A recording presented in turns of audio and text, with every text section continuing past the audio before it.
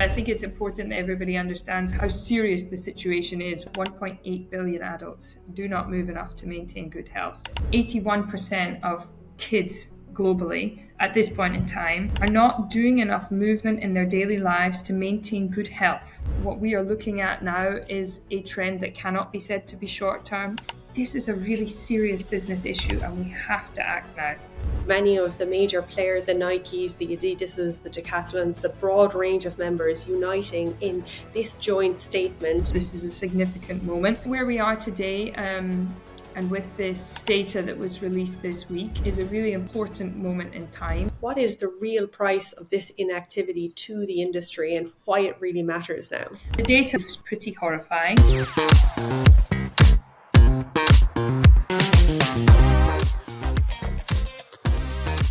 Before we start, thank you for all the DMs and great feedback on Kuul Conversations, which I love to hear, so keep it coming. And what would help us even more is if you choose to subscribe. It helps me to bring you more amazing guests and Kuul Conversations. Now let's dive into the episode.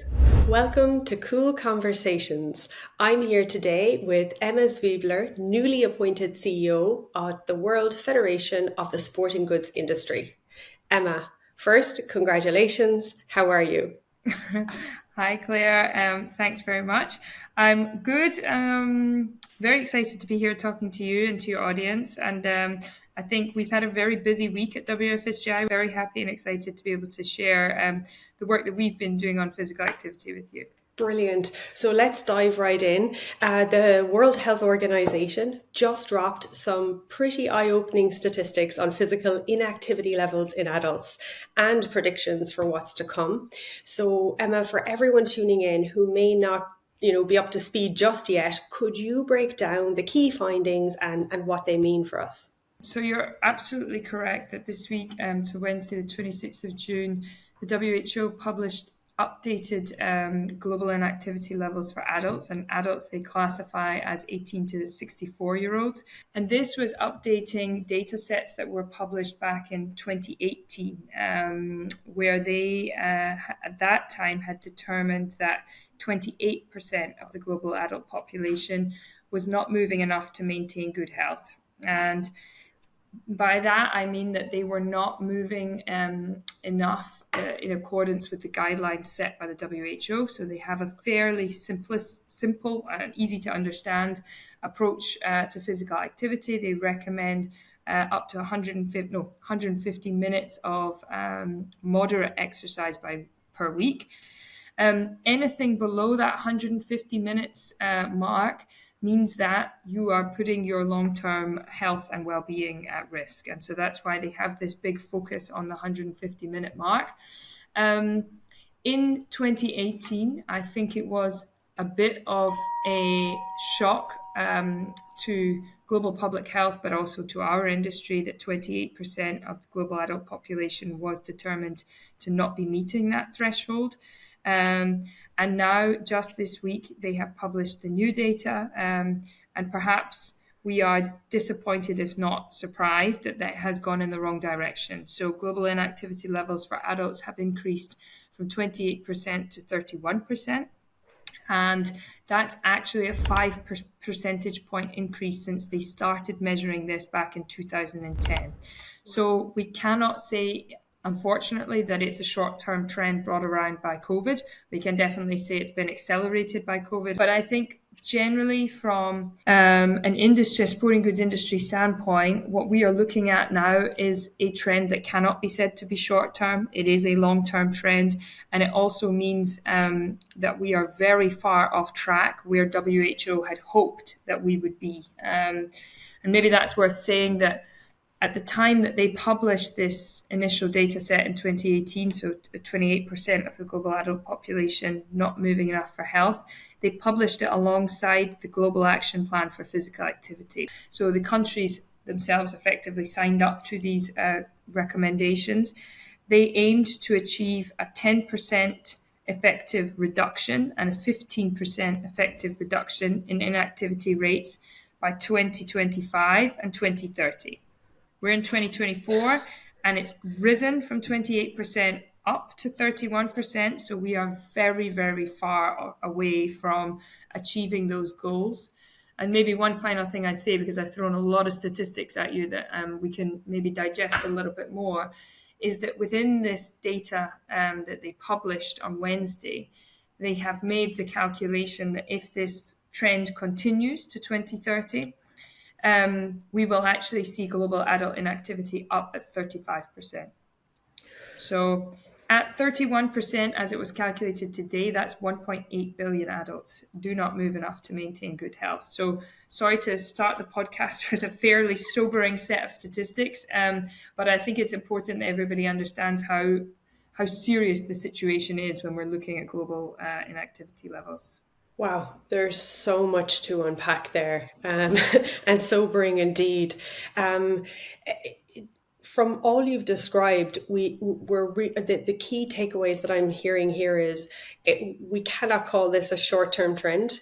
This Yeah. has been being monitored by the World Health Organization for over a decade now, and so we thought we were going in one direction, and it seems like this is a moment that we are of realization after COVID, where we can settle and analyze and realize actually we're going in the wrong direction at a fairly rapid rate. And we are not talking about an insignificant amount of the population. It's staggering, actually. Yeah, no, absolutely. I completely agree. And I think the thing that's challenging around these statistics is probably the fact that they are not well known enough. And you and I, our backgrounds are both in elite sport. We grew up in the worlds of sport and in an environment where everybody we knew the value of physical activity, sport, and exercise. And almost everybody we knew was fortunate enough to have access to this. And the reality of this data set that we see now, and we're only talking here about adults, not about adolescents, which I'm sure we'll come on to, is that we are actually incredibly lucky because there is a big proportion of the global population that simply does not have access to this opportunity. And I think from the sporting goods industry perspective, these figures are incredibly worrying. This is also a business issue for us because these are the customers, these are the people that consume our products. And if they are not active, well, this will have an impact on our global business as well. Right. Absolutely. And so the implications of this is, yes, it's a major physical activity decline in participation, which the implications then for the sporting goods industry, from what I hear from you, is it's a very different participation profile for the industry and customer market profile. And so we've got elite athletes at the top, and then a band of, we'll say, weekend warriors or recreational athletes. And this space between them is now nearing 35% of inactive adults. And so, yeah, the relatability gap even to the elite end is becoming unrelatable because of the level of inactivity. And as you said, like you and I were both in the elite end of the sports participation, and we'll always have that competitive category. But it seems like this data has shown unequivocally that we need to include movement and play in ways that resonate with the large percentage, the majority of today's culture, people and lifestyles. So Emma, what would your take on this moment in time, the times we're living in, the report, be for the sports goods industry? Very, very good question, very broad question. Maybe I take a step back for a second just because WFSGI is not always an organization that's well known to everybody. Maybe I just explain a little bit about who we are, who our members are, and what we prioritize when it comes to physical activity and sport. So World Federation of the Sporting Goods Industry, or WFSGI for short. It's always a bit of a mouthful, but at least everybody typically remembers it. We are the global trade association for sporting goods companies, and companies is an important word because we cover almost the full value chain in the sporting goods industry. So we have in membership the big household names that most people know about. So Nike, Adidas, Asics, Puma, Pentland. But we also have in membership retailers, so Sport 2000, Intersport, Decathlon. Then we also have in membership some of the national trade associations, so national sporting goods federations. And importantly, we also have in membership the manufacturing companies. We Last year in 2023, when I first took over the organization, then as interim CEO and now as you mentioned at the start, as full-time CEO, one of the main things I was asked to do by the board was to develop a new strategic plan for the organization. As we went through that strategic planning process, it became apparent that there were really two key big picture topics that our members wanted us to work on. And that was whether they were a brand, a manufacturer, a retailer, or a national trade association. And these were, how do we get the world to move more? So how do we get more people to be more physically active? So we have really doubled down on the fact that this is something that our member companies want us to stand up and play our part in understanding how do we help the world to be more active. And so back in 2023, we signed the first private sector memorandum of understanding with the World Health Organization, solely focused on sport and physical activity.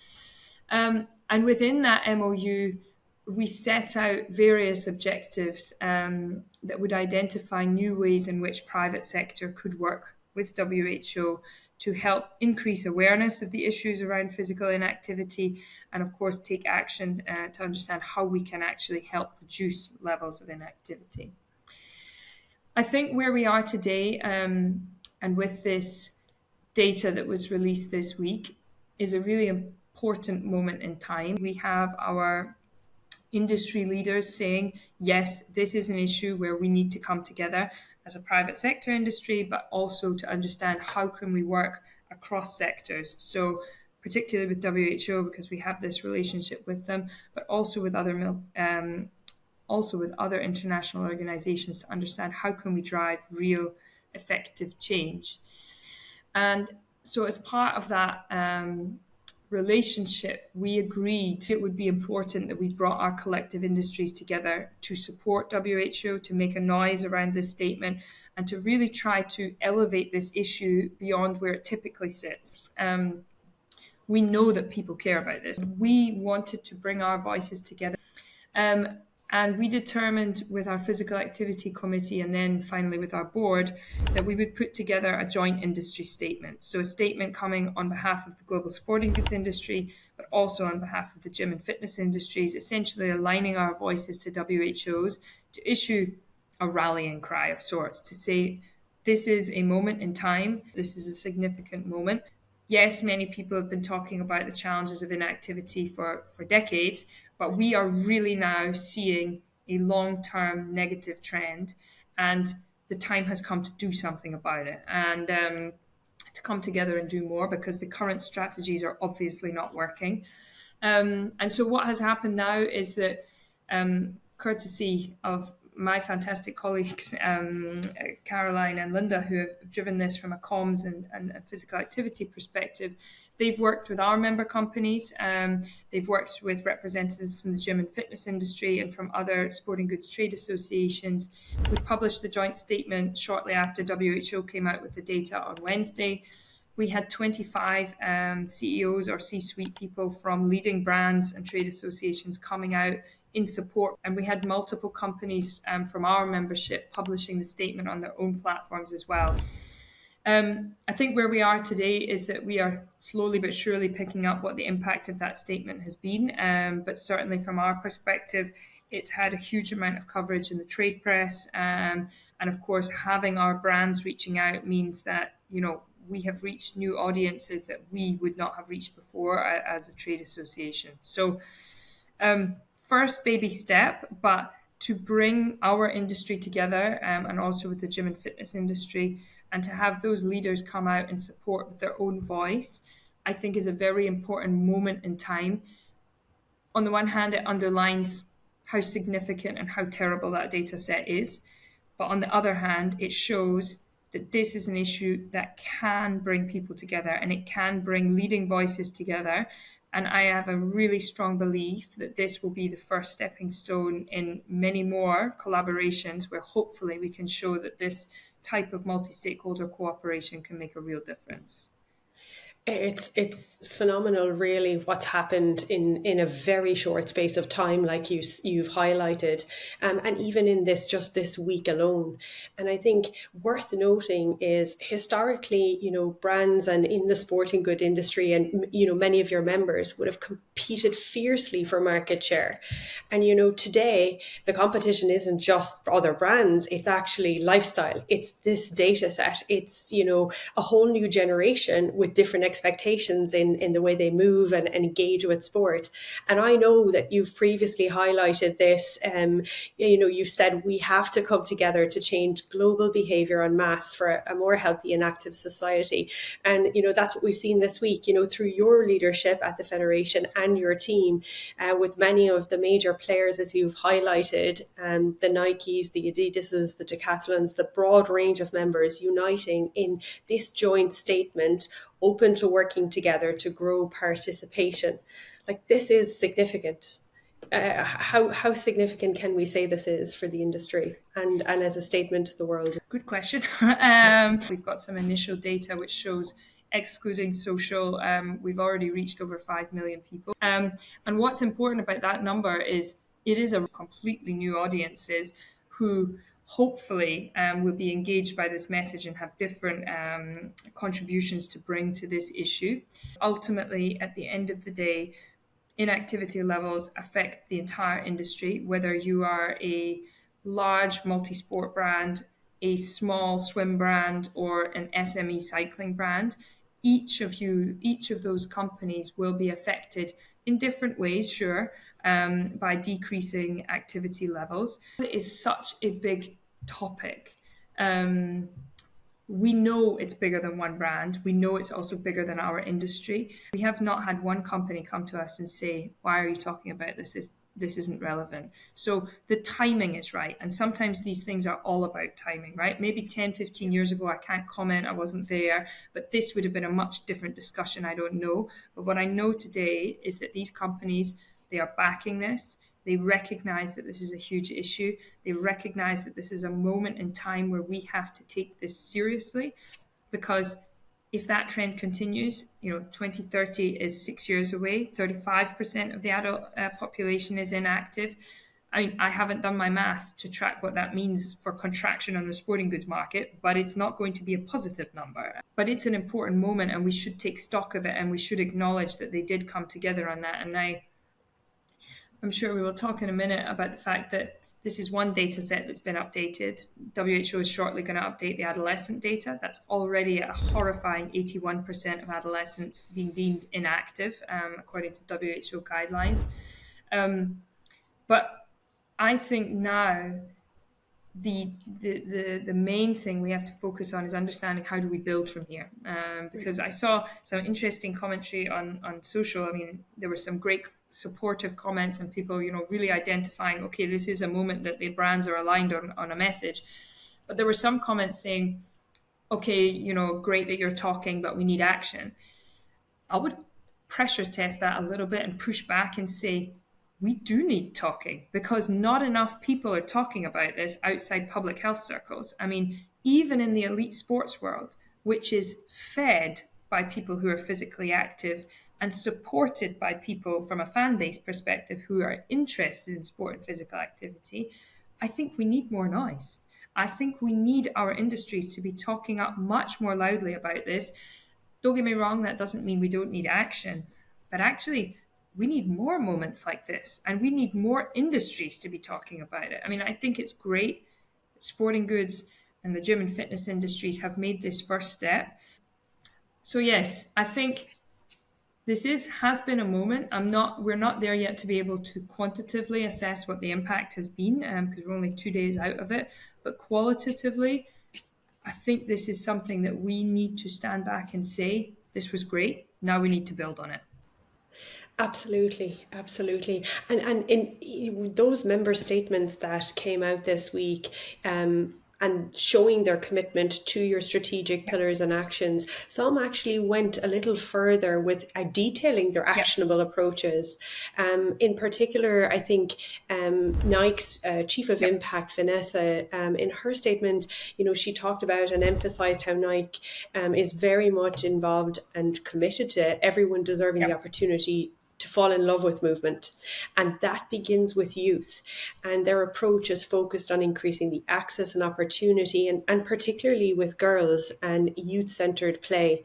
And so this approach from Nike is very, a specific approach targeting kids that are interested in sports and may not have the access to playing. Yeah. And it's really good that you picked that out. So, first of all, um, Vanessa Garcia Brito is a leading light in this area within Nike.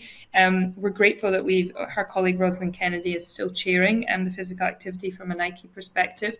And they, as a company, together with Adidas and Pentland, actually, those three companies have really driven our work here, and they've been hugely supportive of this week. I think it's really good that you call out the differences in brands, because for me that's a huge value add and not a detraction. So you're absolutely right. Nike is they are aligned with youth. How do we get youth more active? They have a real focus on this early positive experiences.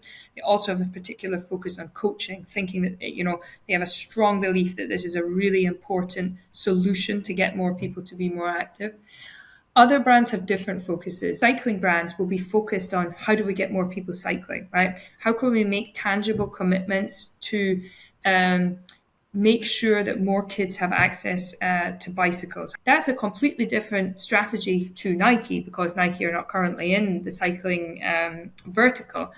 Speedo, for example, has done a huge initiative around making sure that kids who leave school in the UK are able to swim. And I think this different focus of the companies within our membership and within our industry is something that actually means that, yes, we are all aligned on this core message of we need to get the world moving more, but actually they each target slightly different audiences. We have a couple of brands in our industry that are much more focused on outdoors. How do we get people to go out hiking? And for me, that's actually a benefit, because to your point, your very valid point earlier around next generation engaging with movement in a different way, the adult population itself, as well as the adolescent population, there's not one size fits all for physical activity and movement. And my sport was badminton. My sister, I don't think you could ever convince to pick up a badminton racket and play. She actually maybe did a couple of times, but she loves yoga. Yoga is her thing. Yoga is what gives her energy and her peace and all these types of things. And we are from the same family.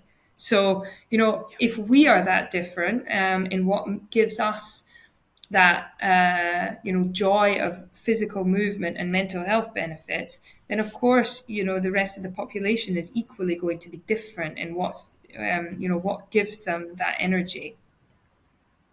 Absolutely, absolutely. And across the statements, that difference in Yeah. focus was seen. I mean, even if taking Barbara Martin Capola, CEO of Decathlon statement, I thought what was very compelling about her stance, and even Decathlon's stance, very proactive and passionate about the belief in Yeah. movement, like you talk about general movement, and their mission around moving people through the wonders of sport and that broad spectrum, and just recognizing that it's more than just traditional sport and the diverse forms of movement and play for Yeah. everyone.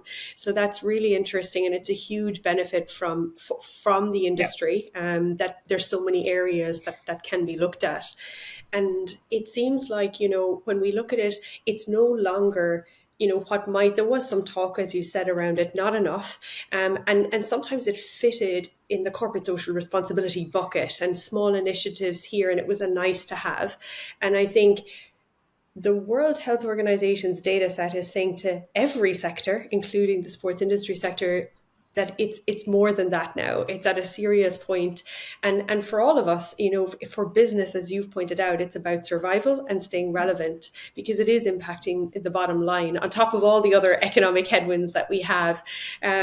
Would you be able to, maybe for listeners who might not understand that or be aware of that, would you be able to maybe highlight for us what is the real price of this inactivity to the industry and why it really matters now? I mean, first of all, I would just respond to the comment around CSR. I have always had the view, and I know our board and our members have the view, with this new strategic plan that's been published, this is not a CSR issue. This is global public health, but this is also a bottom line, and this is business for us. And my view is, and our view as an industry, is that yes, it's a slightly different perspective for other industries because, it's not their product and services that are naturally impacted by this, but their employees, their workforce, that is also, that's a bottom line issue as well. So for us, and certainly for me as an individual, I will always advocate that this is not something that should be considered CSR. In terms of the cost, I mean, we actually use another WHO data set to quantify this and to try to translate it to companies that we are meeting around what the impact of this really is. So in 2022, WHO published a report calculating the cost of inaction. So this was using the 2018 data sets, so the 28% of the global adult population, and they calculated forwards what the cost would be to global public health if nothing changed, and how many more people would fall into ill health, again, if nothing changed. And the data they calculated was pretty horrifying. And when I go through this now, you have to bear in mind that this sits in the context of the fact that data has gotten worse because we've risen from 28% people being inactive to 31%. So they calculated back in 2022 that if we'd stayed at that 28% figure, 500 million more people would fall into ill health by 2030 at a cost of $300 billion to global healthcare. And those numbers are so big and they are so in themselves horrifying. But the way that we always package it up, what does that actually mean if you're in the sporting goods industry? Is that 500 million less people who are likely to be active and who are likely to do sport and therefore likely to purchase your products or, be a repeat customer of the sporting goods industry. That's a huge drop, 500 million. And that's $300 billion less that will be spent on the solutions that are needed, because that $300 billion is going to be spent on treating those people who've fallen into ill health. And that's a conservative estimate. It's only the first year of treatment. So you can imagine if you develop serious long-term diabetes, it's not just 1 year of treatment, it's multiple years. And that $300 billion is going to be spent on cure rather than prevention. Imagine if there was a $300 billion pot right now, right here, that was going to be spent on youth community centres, after school sports programs, better PE facilities in school, better cycle lanes in cities. The world would be, in my view, a better place. But also, we would be sitting here celebrating what was about to come, that governments around the world had accepted that it was going to take a lot of money and a lot of momentum to change the trajectory that we are on. And I really thank the WHO. Of course, they do some difficult work here delivering this message that we're off track as a world. But by providing these data sets which show the cost of action, we actually have tangible figures that we can repackage in the way we've just done for this discussion to showcase to business, to our industry, but also to others. This is a really serious business issue and we have to act now. I think that's a really important statement to make. Those of us who have been talking in the space, that know the problem for a long time, are keen for action. And so maybe if we just focused on the sports industry and the ecosystem, we now have, through your leadership, we have commitments to support people in our space and what we can do within the sports industry to support people in leading more physically active lives.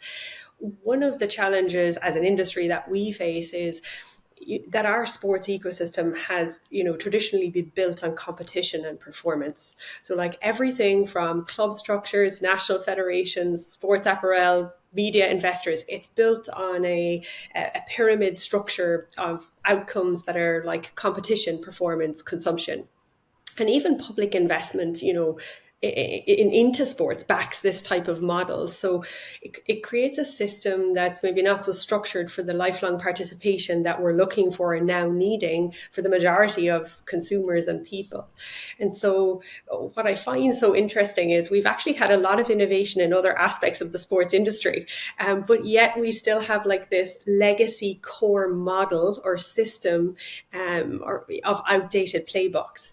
And so I guess here's my question. Given that we have more of an outdated competition, traditional focused model, and the current data set that we have, which is impacting the bottom line in a very real way of our industry, how does, we'll say, the members and WFSGI pivot, reshape the industry from this traditionally focused model to, from one of elites, will say, to really ensuring that the pillars of action aren't just talk but lead to change? It's a really good question. The first thing I would say is that you're absolutely right about the elite sports structures. So, I come from that world. I also was heavily involved in the sports politics of my old sport, which was badminton, for a long time before I took this role. And international federations across the piece are, sorry, no pun intended, but across the piece are fantastic at these, what they would call player pathways. But what has happened as that elite sport model has been perfected, and these people, they create inspirational moments, they create moments where people are inspired, but it's not everybody that's inspired by that. And it's not everybody that aspires to be an Olympic champion or could aspire to be an Olympic champion. There has been a gap left for people who are not perhaps particularly skilled when it comes to sport, or who just don't like competitive sport, or maybe like dance or these types of things. I always think sport's quite a difficult word, because it sometimes misses out dance, movement, yoga, all these things, which are actually also fantastic for health, and goes to your point around the next generation having a completely different approach to movement. I think that gap we haven't yet worked out. There has not yet been an appropriate way to fill that gap. So where we have to put our efforts, and from a sporting goods industry perspective, it's also recognized that it's this, we must move the general population. One is that one of the pieces of work that we're about to embark on, we took a lot of time and effort to focus obviously on this statement, is so trying to create a suite of best practice case study examples of things that could be scaled, that we know that they work, and trying to share that with others, who might be able to implement them. These examples need to be highlighted, and they need to be much better known, because I think we've talked about this before, Claire. There are many, many great examples of great initiatives, and your company is obviously one of them, but it's too siloed. It's too siloed across our industry. So we need to expose these good best practice examples to a greater audience. And by trying to compile the best of the sporting goods industry, that's one of the ways in which we're trying to do it. I think the third way I'd answer that question is to come back to your point around the difference in the next generation. And this is something I know particularly our leading brands who do a lot of consumer research have seen time and time again. I mean, the sports industry is quite good at talking about the difference in the ways fans engage with sport these days. So they're very good at talking about Gen Z, Gen Alpha. Okay, everything's first, mobile first, everything's short form content, all these types of things. I think even my mum, who's not involved in sports in any way or shape or form, probably knows that kids don't watch Wimbledon on TV anymore. This I feel like has been really well researched. What is less well known is what are the implications for participation on the next generation? I think your company has obviously done a lot of work there. And of course, it therefore makes perfect sense that interventions to get kids to be more active are likely to have to involve some form of digital, digital to go online, to go offline, right? But it's absolutely clear that these Gen Z and Gen Alpha radically different to your and my generation. And it makes absolute sense that the interventions to support them becoming first engaged in being active and then maintaining it have to service a different type of kid. That's a really interesting point from what you're seeing and using the data that you have. And it's exactly what we're seeing ourselves on the ground in the trenches with kids across different continents, this difference in how they view sport and what they want from it. And I think it's fundamentally shifted. And we've delved into the lived experiences of these kids and, decoding what makes them move and understanding. And I think what the most interesting thing is that it's really around meeting kids where they are at today and transforming their relationship with movement. And I loved your point about sport being broader than just maybe traditional sport, dance, yoga, all forms of movement. I love to say that all sport is movement, but not all sport, Yeah. all movement Yeah. needs to be sport. And so we've been able to show, with kids who were previously disinterested and almost averse to movement and even engaging in activity, 60% were actually open to playing and even joining sports, so it is possible. And we see that gap that you're talking about, that is that chasm that needs to be bridged essentially. And it starts with youth. And I know we don't have the youth data yet, but from your expertise and what you've seen in the trends from previous reports, how important do you think it is, and what we should be looking at when we're looking more towards adolescence and Yeah, youth? I mean, 81% of kids globally at this point in time are not doing enough movement in their daily lives to maintain good health. And I just think that's such a tragic statistic. And I can't say it out loud enough, 81%, because it's not actually a huge amount of activity, 60 minutes of movement a day. But we're not talking about playing 60 minutes of football. We're not talking about 60 minutes of running at, crazy speeds. It's just movement, like physical movement. I think it's such a shocking and sobering thing to think that they've gotten to 11 years old and 81% of them are not doing that. 85% of girls are inactive, and it's 78% of boys. We also have to think about this fact that there is still this gender imbalance. And to the point I was making around these case studies, so examples of interventions that have worked well, we also need to learn what works well for particular genders. And I mentioned as one of these examples that there are sometimes product innovations that can do this. And one that we saw across the course of 2023 in a number of brands is that they shifted out the color of their lower half product from a white color or a light color to dark, basically because they recognized that period anxiety was becoming a barrier to female participation. And it's the first year of it really being rolled out in a number of brands. I've seen it. Maybe this is also something that has to be applied when we're coming to youth level. I mean, you and I were teenage girls once. This is a dreadful thing to think about. Absolutely huge, absolutely huge. And I take it a step further, and you've highlighted there that the kids are the unlock to adult behavior change. They're the future fans, they're the future consumers, and their health, the unhealthier they are, the earlier they are, the bigger the cost. So it's Yeah. absolutely huge. Just to wrap up on maybe on a positive note, the Yes. opportunity here, we've covered a lot. Vision, innovation, nimbleness seem like they're everything right now to weather these rapids in the industry's shift. I can't help but think of Blockbuster and Netflix. Blockbuster had every chance to evolve at the time, and then Netflix embraced the change, and it transformed the entire industry. And so it seems to me like that there's a huge opportunity here within the industry, despite the bad news. And I think, given where we are, if we don't adapt, we are running the risk of facing the same fate latest blockbuster as an industry.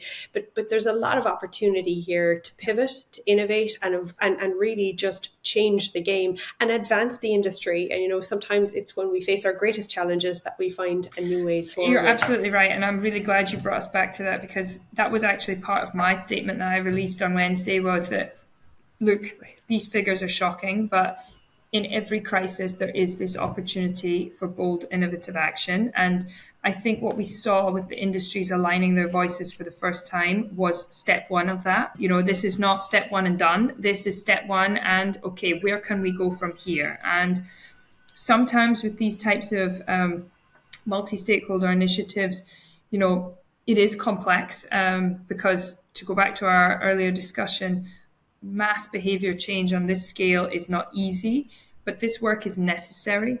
Clearly, the strategies that we have in place today are not working effectively enough. And I think also timing is with us. You know, we have a momentum in our industry. We have a vested interest in leading on this work. I don't know where we will be by the time we maybe talk again when the adolescent data comes out. But, you know, I think you're right. Crises are a point in time where you have this opportunity to do things differently. A response from our industry leaders, you know, over the course, as you said, a very short period of time, 6 weeks, to come out and issue these statements shows me that there is also this discussion going on in individual brands and in brand leadership throughout our industry. So I would say watch this space. This is step one of many more things to come. Emma, like you and I have both been spent decades in the sports ecosystem, witnessing the highs and lows, pushing for change. And just on a personal note, you know, building Kuul Play has been my mission and my contribution in creating play experiences for the kids that ironically are left behind by traditional sport. And I've always believed that these kids are the key to adult behavior change to address the problem. But on a personal note, I am so grateful for your leadership in the sports goods industry, in rallying the industry towards meaningful action, collaboration. You know, it's inspiring and it's a defining moment that we have this week. So thank you for your relentless efforts in pushing the needle, driving for collaboration in public and private sectors. I've no doubt that there's more to come, and I'm excited for us to continue the conversation later this year. And yes, the industry is at stake, but it's also an incredible opportunity. And I'm excited to be on this journey with you in the industry. Thank you so much, Claire. Maybe a mild anecdote, which is that since I joined WFSGI, and you're right, we both come from that elite sport bubble, let's call it, I have become so, I think is the same way that you have, captured by, yes, the negative elements of physical inactivity, but also the opportunity around delivering greater activity, you know, particularly to the youth in the next generation. And apparently it's come into my home life so much that my husband now refers to me as a physical activity activist. So, you know, I don't know, maybe you and I have to start this new group. But yes, it's become the number one strategic priority at WFSGI, and that's not something I invented. That's supported by our board, that's supported by our membership. And, you know, it's a privilege as an ex-athlete to work with an industry that's driving on this, and it's my role to make sure that we capitalize on this momentum as much as we can. So really, thank you so much, Claire, for the opportunity to talk with you. I hope we can talk again. And here's hoping that actually I'm proven wrong when those adolescent data come out. On that note, thank you very much, Emma. Thank you.